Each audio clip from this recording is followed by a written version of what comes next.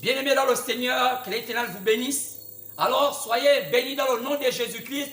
Et pour ceux-là qui ne sont pas peut-être encore chrétiens ou bien qui n'ont pas pris l'engagement de suivre le Seigneur, je voudrais simplement vous dire bonsoir. Alors, nous sommes à vendredi 5 juin 2020 et nous sommes dans la joie de vous retrouver encore à nouveau. Et je vous ai souvent dit que souvent, pour prendre un peu de temps, c'est alors nous ne pouvons pas chanter et faire tout le cérémonial qui vient avant parce que parfois le temps nous manque pour pouvoir porter la parole. Alors vous, lorsque vous écoutez cette bande, alors vous avez le devoir de chanter d'abord quelques chœurs et alors après être entré dans la prière parce qu'après, moi lorsque je viens, je commence à prêcher. Alors nous, c'est ce que nous faisons ici parce que nous n'avons pas la possibilité de diffuser cela, parce que ça nous prendra assez de place, alors que nos vidéos en semaine ne prennent simplement qu'à peine 1h20 ou 15 minutes. Alors c'est ce que nous faisons. Alors dans ce que je disais, que ne pensez pas que nous chantons pas, nous chantons et nous prions pour les malades même. Alors nous pensons que beaucoup reçoivent les guérisons, même si vous pensez que nous ne prions pas, mais nous prions, car la Bible nous a demandé de le faire. Et c'est la recommandation du Seigneur selon Marc 16, voici les meilleurs qui accompagnent ceux que l'on crut.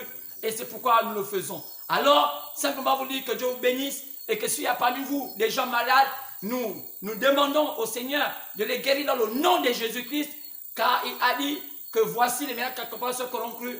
À mon nom, ils chasseront les démons. C'est pourquoi, quelle que soit la maladie qui t'habite maintenant, je déclare que tu es guéri dans le nom de Jésus. Je n'ai pas besoin de faire autant de similacres parce que je crois que le Dieu que je prie n'a pas une main courte pour t'atteindre. Il n'est pas un Dieu comme moi, il n'est pas un homme, mais il peut seulement t'atteindre parce que je le demande au Seigneur de t'assister.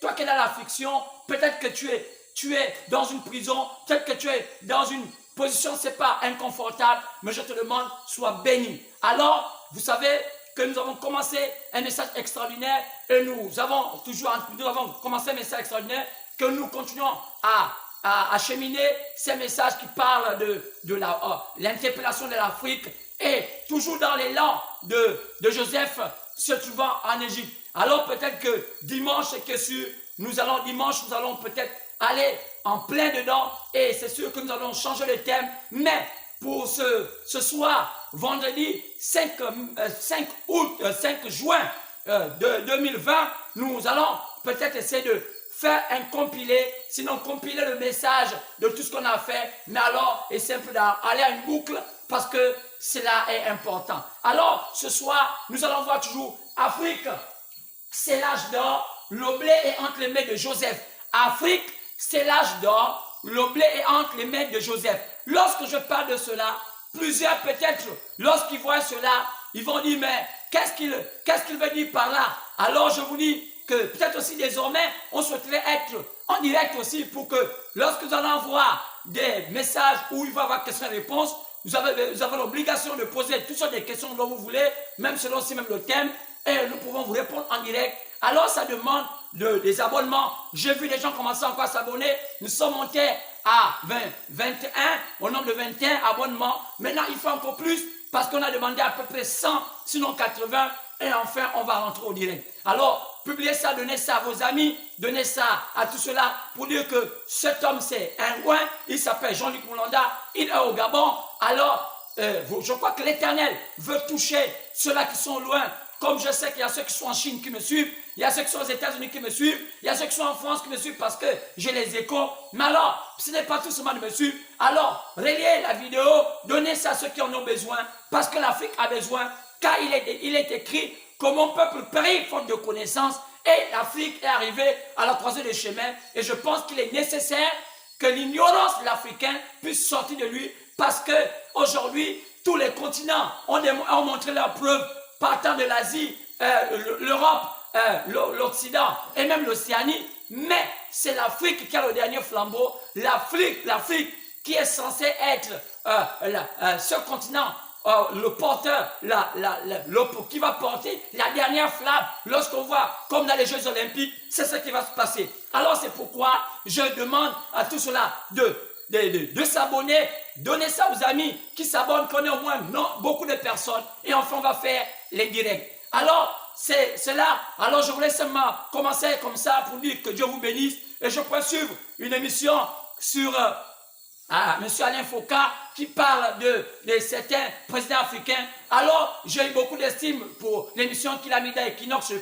sais pas si c'était ce média, mais c'était cela. Et là-dedans, il parlait du président de la Côte d'Ivoire. Alors, je me rends compte que en ce temps-là, à la veille des indépendances, les Africains n'étaient pas encore prêts à comprendre pourquoi le Seigneur avait permis à ce qu'on ait une qualité de président comme Houphouët Boigny, comme tout ce monde. Et j'ai vu que cette traîtrise africaine n'est pas aujourd'hui, c'est longtemps, depuis un peu la nuit des temps, les Africains ont eu ce petit esprit de traîtrise, c'est-à-dire que l'Africain est un peu traître, l'Africain ne donne pas sa parole d'honneur, alors que nos pères étaient des hommes d'honneur, c'est des hommes, quand ils parlaient, leur parole faisait foi des signatures, mais aujourd'hui, l'Africain est devenu ce qu'était l'Européen, je peux dire ce qu'est l'Européen, alors quelqu'un de fourbe, quelqu'un qui n'est pas sincère, quelqu'un qui ne dit pas ce qu'il pense, alors c'est ce qui, je crois, qui va amener l'Africain dans une position ténébreuse. Et comme nous le voyons aujourd'hui, malgré que la lumière est en train de traverser les Africains, nous voyons que l'Afrique, malgré ça,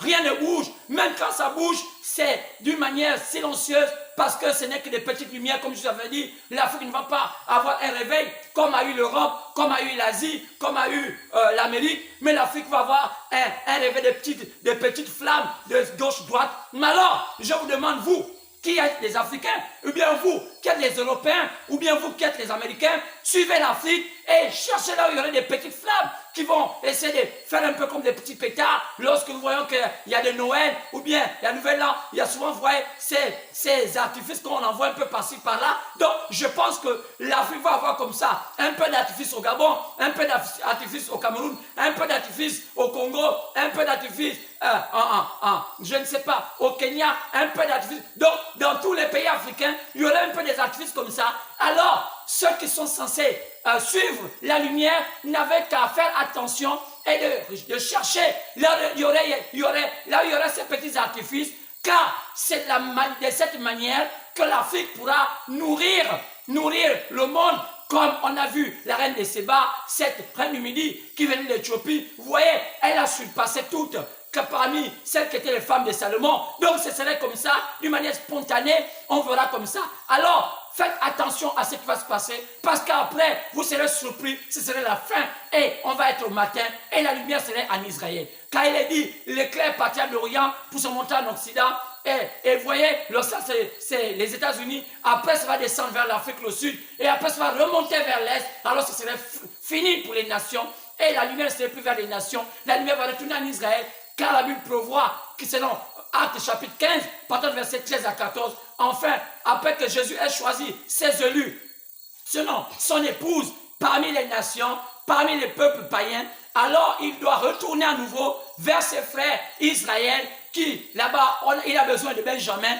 car vous savez que dans l'histoire de Joseph, il y a quelqu'un qui le préoccupait le plus, c'était son frère de sang, né de Rachel, qui s'appelait Benjamin. Et vous savez qu'en matière de type, Benjamin est le type des 144 000, selon Apocalypse chapitre 7, quand il est là-bas, il est prévu qu'il y aura encore une minorité des Juifs qui seront sauvés, car ceux-là, ils seront 144 000. Alors, il est écrit 12 pour la tribu de Benjamin, 12 pour la tribu de Gad, 12. Donc, vous allez voir compte des comptes, ça fait 144 000 personnes. Mais ce n'est pas comme avait dit le pasteur, témoin de Jéhovah, cet homme-là qui avait raconté que c'était une prophétie qui concernait les païens. Non, non, non, non. Apocalypse chapitre 7 n'est pas une prophétie concernant l'église païenne, car l'église païenne, lorsqu'on la voit, elle est à Apocalypse chapitre 19, on peut aussi la voir à partir d'Apocalypse chapitre 2 jusqu'à Apocalypse chapitre 3. Ça, c'est l'église païenne qui, après, elle est enlevée à Apocalypse chapitre 4,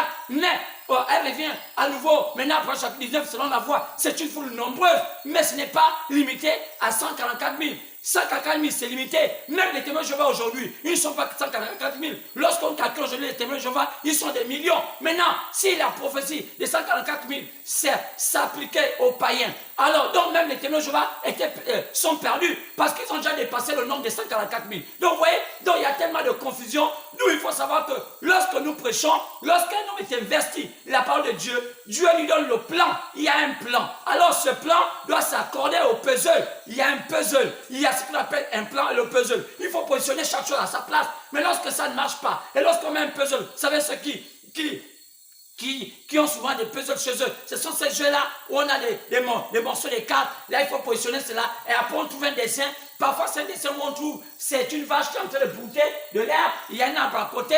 Alors, si maintenant, lorsque vous positionnez tout cela, et que vous voyez maintenant que la chèvre, là, en train de brouter l'arbre, là, ne broute plus l'herbe, mais la chèvre se trouve maintenant sur l'arbre, et elle est en train de brouter l'arbre, là, les feuilles de l'arbre. Mais c'est pas pour ça que vous allez poser la question, comment une chèvre peut grimper sur l'arbre et se mettre à brouter l'arbre, les feuilles de l'arbre, alors que la chèvre ne grimpe pas. Donc ça veut dire que le puzzle a été mal monté. Certes que toutes les cartes sont placées, mais quand on regarde bien, le puzzle est mal monté. C'est comme ça qu'on prêche l'évangile. Donc ne montons pas tout cela. Alors c'est pourquoi je voulais dire que lorsque j'ai suivi cela, l'interview d'Alain Foucault et ceux qui parlaient autour de Fouad Boigny, j'ai compris que l'Afrique est tellement compliquée. Alors vous voyez, lorsqu'il parlait de créer ce qu'on appelle ce grand mouvement panafricain, qu'on appelle le RDA, alors vous voyez que ça n'avait pas marché, et alors qu'ils avaient donné un accord de principe, disant que oui, monsieur Fouad Boigny, nous allons faire cela. Fouad Boigny avait dit que non, il n'est pas convenable d'avoir l'indépendance, parce qu'on n'a pas tous les matériaux pour commencer à être indépendant. Les Blancs sont déjà tellement avancés. Mais nous, si on prend l'indépendance aujourd'hui, qu'est-ce qu'on va faire de cette indépendance? C'est ce qu'avait dit aussi le premier président gabonais, Léomba. Il avait dit que non, on n'est pas pour prendre l'indépendance. Vous savez, c'est pourquoi j'ai remarqué que l'indépendance de l'Afrique a échoué. Parce qu'il y a ceux qui pensaient la prendre vite, pensant qu'ils vont développer. Mais ils vont développer comme alors qu'ils n'ont pas les qualités de la science. Alors vous allez voir que c'est une erreur. Des gens comme les Kwame Nkrumah, les gens comme Sékou Touré de la Guinée, mais ils ont fait une erreur. Parce qu'à la fin, regardez aujourd'hui le Ghana. Est-ce que le Ghana est développé? Regardez aujourd'hui la Guinée de Sékou Touré. Mais c'est des pays qui sont en proie de guerre, de famine, parce qu'ils n'ont pas eu le temps de maîtriser la science. Alors, donc c'est pourquoi, lorsque le vieux Fouad Boigny, qui était sage, avait dit qu'il fallait d'abord qu'on crée un rassemblement africain, alors, remarquez que lorsqu'il fallait qu'ils se retrouvent, je crois que c'était soit au Burkina Faso, c'est pas bien au Bénin, alors, arrivé là-bas, ils ont trouvé que tous les présidents avaient désisté. Ceux qui avaient dit qu'ils devaient venir, ils ont désisté. Alors, ça a toujours été comme ça que l'Afrique. L'Afrique n'a jamais marché d'une même voie. Même si on a fait l'UIA, quand on regarde l'Afrique n'a jamais marché d'une même voie. Pourquoi? Parce que l'Afrique n'est que dans le copier-coller. Quand on voit l'Afrique, même la manière de gérer leur pays, c'est dans le copier-coller. La plupart des présidents, sinon la quasi-totalité des présidents africains, ne copient que l'Occident. Et leur manière de faire en copiant l'Occident n'a rien à voir avec la réalité. Parce qu'ils ne sont pas occidentaux, ils n'ont pas des gènes, ils n'ont même rien, même pas la qualité. Celles qui vont en Europe, celles qui font sauver l'acheter des terrains, des voitures, ils essaient de fumer en pillant leur population, mais ils ne peuvent pas changer leur nature d'Africain. C'est un peu ça. Donc c'est pourquoi c'est un peu désolant. Et quand je voyais le Fouad Boigny, c'est plein pour dire mon Dieu, comment nous sommes nous les Africains? Je pleurais pour dire mon Dieu. Mais c'est ça, monsieur. C'est ça. Si aujourd'hui on peut me voir, ce pays qu'il a laissé. Oh, quand on voit la Côte d'Ivoire, qui était le fleuron, qui était le modèle. On a vu, c'était le premier producteur de cacao au monde. Mon Dieu, quelle fierté. Le premier producteur de café en Afrique. Quelle fierté. Mais qu'est-ce qui s'est passé? Regardez comment c'est devenu. Un pays, tout sauf un pays. Émietté par des idées tordues. On a vu autant des intellectuels comme Laurent Gbagbo dire que non, moi je suis ceci, je dois prendre ceci, prendre le pouvoir. Mais il a tellement combattu pour avoir ce pouvoir. Ça avait l'air vrai, les gens l'ont suivi. Il a vraiment fait tout pour que les gens puissent le suivre. On l'a même appelé que c'est lui le prince il doit faire chasser l'esclave qui est peut-être au Fouad Boigny. Mais dommage, lorsqu'il est venu au pouvoir, qu'est-ce qu'il a encadré? Le système évangélique. Regardez le système évangélique. On a trouvé dans son palais beaucoup de pasteurs avec la Bible. Oh non, Dieu m'a dit de dire ça. Oh Dieu m'a dit de dire ça. Oh, il y a une prophétie, c'est ceci. Il y a une prophétie, c'est ça. Mais pourtant, c'était des fausses prophéties. Qu'est-ce qu'elle est venue Baba aujourd'hui? S'il avait écouté la voix de l'Éternel, mais il a écouté la voix des pasteurs évangéliques, c'est ce qui se passe. Aujourd'hui, les églises vont être l'ennemi de Dieu. Les églises seront entre les mains du diable. Et je l'ai déjà dit, que le danger, ce ne sont pas les francs-maçons. Le danger, ce ne sont pas les ngangas. Le danger, c'est l'église. Ce sont les églises. Parce qu'ils se disent qu'ils connaissent Dieu, mais pourtant ils ne connaissent pas Dieu. C'est du copier-coller, c'est des choses qu'ils prennent un peu de l'Europe, comme on voit aujourd'hui, la même chose que ça se fait. C'est un christianisme à l'américaine, c'est un christianisme à l'européenne, mais qui n'est pas le véritable christianisme. Donc, durant la nuit des temps, les Africains ont passé leur temps à imiter des choses qui ne sont pas réelles.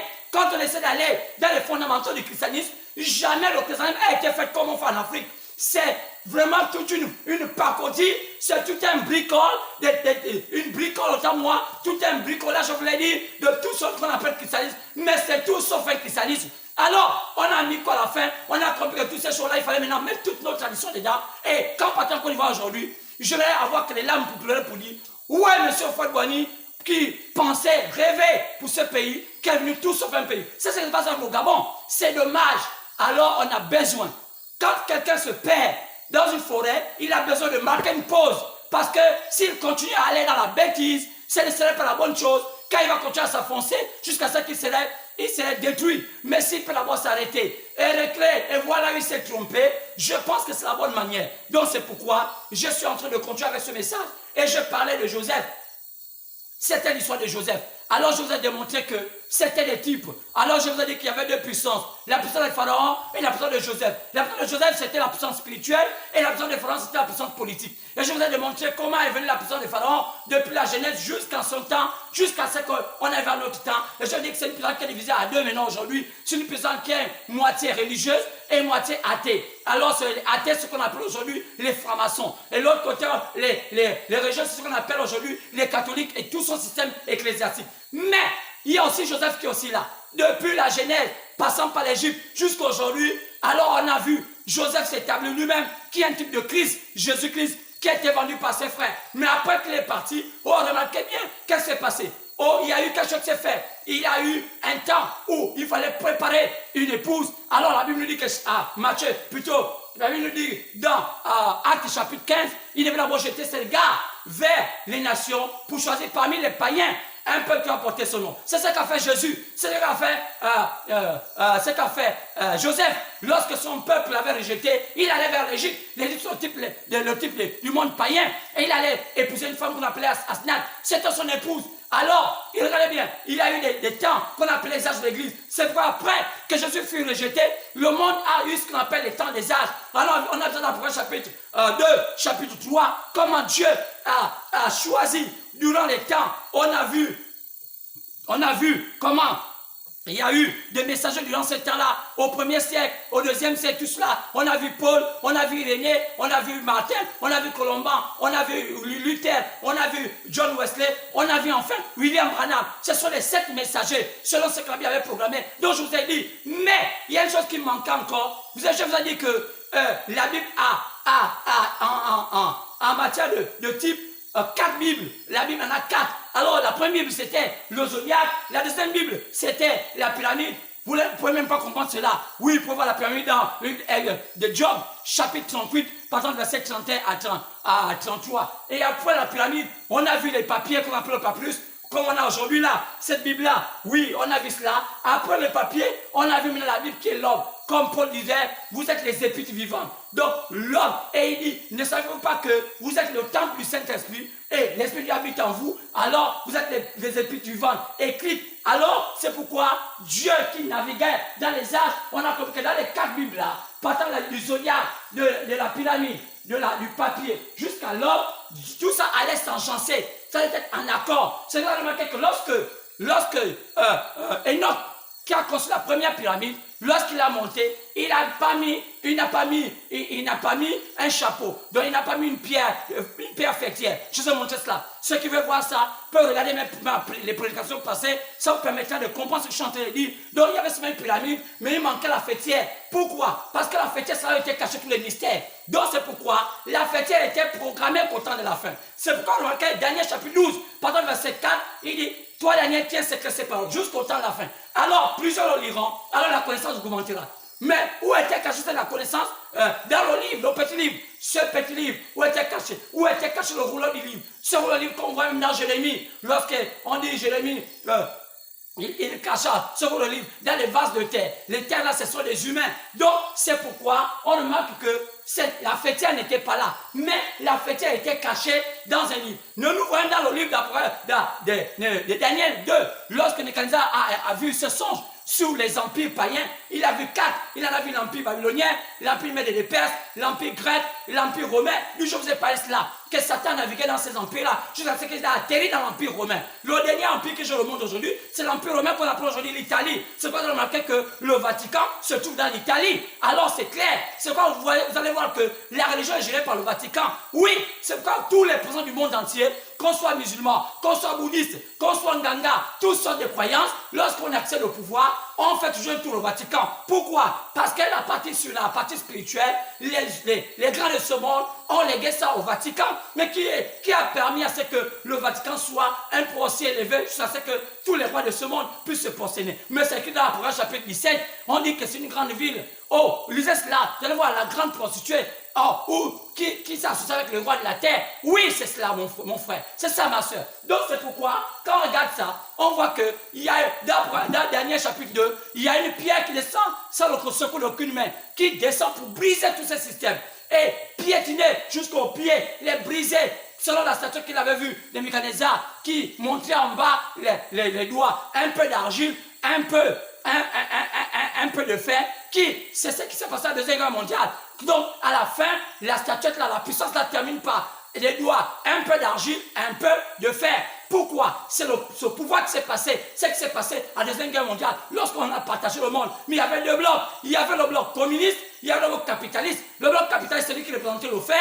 Le bloc communiste, c'est lui qui représentait l'argile. L'argile, c'était Khrouchtchev, parce que le chef communiste, en ce temps-là, c'était Khrouchtchev. Le chef russe et le chef capitaliste, c'était le président américain ouvert, qui voulait dire en vrai américain le fer. Donc, Dieu n'est pas bête. Dieu connaît comment, c'est lui qui a fait tout cela. Il connaît comment tout ça allait se terminer. Alors, c'est pourquoi on remarque que tout cela, il y a une pierre qui devait descendre. Quelle est cette pierre? La pierre angulaire. C'est lui qui a été rejeté. Qui a été rejeté? Jésus-Christ lui-même. C'est pourquoi cette pierre-là, c'est Christ qui descend. C'est pourquoi c'est cette pierre-là qui coiffe la pyramide des noms. C'est pourquoi, lorsque l'église est en train de se former, elle se forme comme cette pyramide, et nous voyons les âges de l'église qui est là, qui est le corps, mais il y a la tête. La tête, c'est Christ lui-même. Maintenant, c'est pourquoi, lorsqu'on regarde, lorsque l'église arrive, partant du premier âge, lorsque Paul fut établi comme, on a vu ça à la fin, que ce Paul que Dieu avait établi comme premier apôtre des païens, c'est pourquoi, si un pasteur vient sur la terre, raconte une chose et veut continuer ce qu'a dit l'apôtre Paul, la Bible dit qu'il soit anathème. C'est cela. Oui, c'est ce qui est écrit. C'est clair. Si quelqu'un vient, même un ange descend du ciel, venir contre ce que je dis, qu'il soit anathème. Mais c'est ce qu'il a dit. Mais c'est dommage que les gens continuent à aller dans la fausseté. Qu'est-ce que l'apôtre Paul a dit? L'apôtre Paul a posé chaque chose. Il a mis chaque chose à la place. Il dit, je ne permets pas aux femmes de pécher. C'était pas lui. Il dit, c'est un commandement du Seigneur.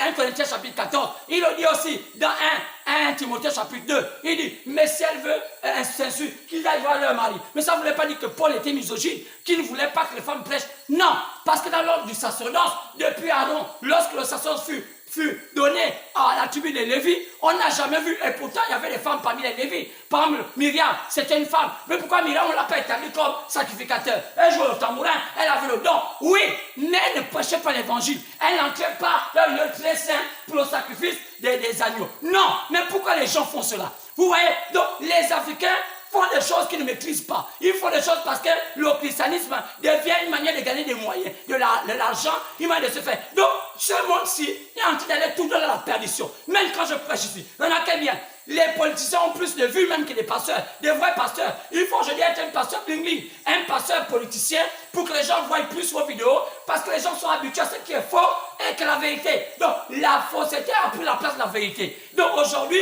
lorsqu'on est faux, on est plus écouté. Lorsqu'on est vrai, on est moins peu écouté. Pourquoi? Parce que les cœurs des gens sont remplis de la fausseté. Donc, la fausseté devient la Bible de ce temps. Le mensonge devient la Bible de ce temps. Tout ce qui est faux. Regardez, les mêmes qui vont dans les églises sont les mêmes qui vont dans les boîtes de nuit. Les mêmes qui vont dans les églises sont les mêmes qui font la voiture dans le quartier. Les mêmes qui vont dans les églises, ce sont les mêmes qui sont les voleurs dans les quartiers. Les mêmes qui vont dans les églises. Donc, c'est un temps, surtout en Afrique, C'est la précarité nous a amené à voir comme religion le mensonge et la fausseté. C'est pourquoi, je suis désolé de dire cela, je suis un Africain, mais nous subissons ça tous les jours. On ne sait même plus c'est quoi le christianisme en réalité. Donc ça arrive maintenant, vous voyez aujourd'hui toutes sortes de choses. C'est des spectacles. Vous écoutez des encouragements que des personnes viennent. Oh, Dieu m'a dit que, je vous dis que si tu veux te marier, il faut faire ceci, il faut le jeûne des 7 jours d'Esther.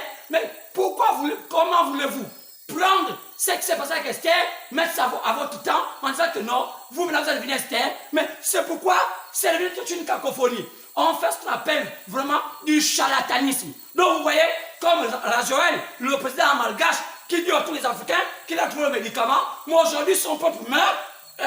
Donc, soit-disant il y a un médicament, et tout le monde est d'accord qu'il a un vrai médicament.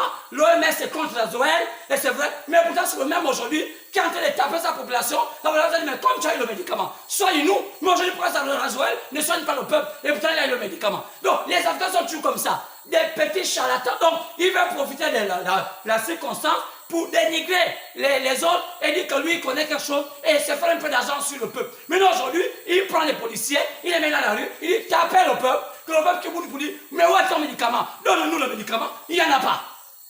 C'est ça l'Africain. Donc l'Africain a un esprit tellement noir qu'il faut le sortir du tout.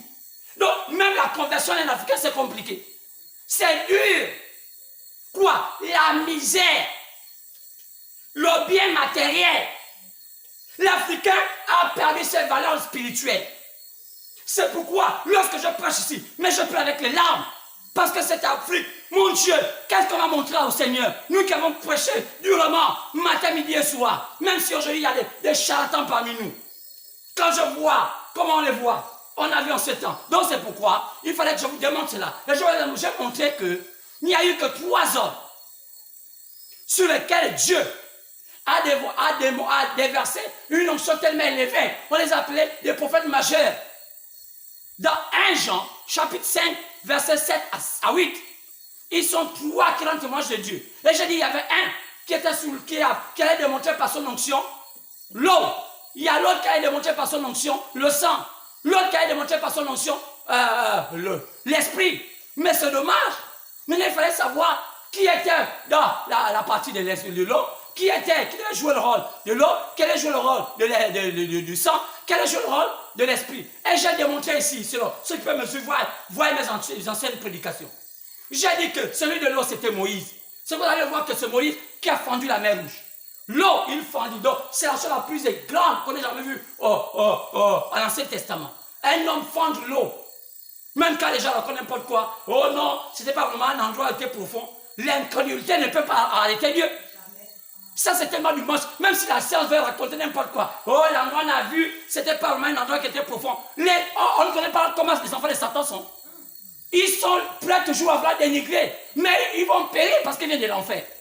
Mais, attends, la science là va périr. Ils viennent de l'enfer. Ce sont les enfants de Satan. Ils ne peuvent jamais dire la vérité. D'abord, ils ne sont jamais de Dieu. Ils ont été créés pour un but précis. Alors, après Jésus est venu. Même Jésus. Il meurt à la croix. C'était quoi qui a marqué l'histoire de Jésus? Mais c'était son sang. Même ça, d'autres disent encore que oh, ce n'est pas ce qu'il a existé. Regardez comment l'homme est incrédule. Donc, les gens sont tellement incrédules, mais pourquoi ils pensent qu'Hippocrate a existé? Hippocrate a existé avant Jésus. Pourquoi on ne dit pas que là aussi on ne sait pas s'il a existé? Donc, les gens sont tellement malhonnêtes, surtout le monde de la science. Les gens un peu limités avec leur intellectualisme. Alors, c'est pourquoi je disais que c'était Jésus qui joue le rôle du sang. Maintenant, il y a un qui joue le rôle du Saint-Esprit. Et on a démontré que celui qui joue le rôle du Saint-Esprit doit venir au temps de la fin. Et on a compris que le temps de la fin, on a commencé à voir quand elles sont pas du temps de la fin. On a vu qu'au temps de la fin, c'est au temps où on parle de la démocratie. Au temps où on parle de la démocratie, on appelle ça la Odyssée. Selon Apôtre chapitre 2, Apôtre chapitre 3, on voit Apôtre chapitre 3, par le verset 14, et écrit à l'ange de la Odyssée. Donc, l'ange de la Odyssée est censé être le messager du temps de la fin. Parce qu'un ange veut dire messager. C'est pourquoi on voit le livre de Malachie. Malachie qui dit au chapitre 4, au verset 5 à 6, je vous enverrai un prophète au temps de la fin. Alors ce monde s'embrase. Quoi? Donc Élie là était censé être le prophète du temps de la fin. On a cherché à savoir, est-ce qu'il viendra? Il viendra, oui. Matthieu 17, verset 10 à 11. On dit, il viendra rétablir toutes choses. Qui c'est? Ce prophète Élie. Donc, la venue du prophète Élie était éminente.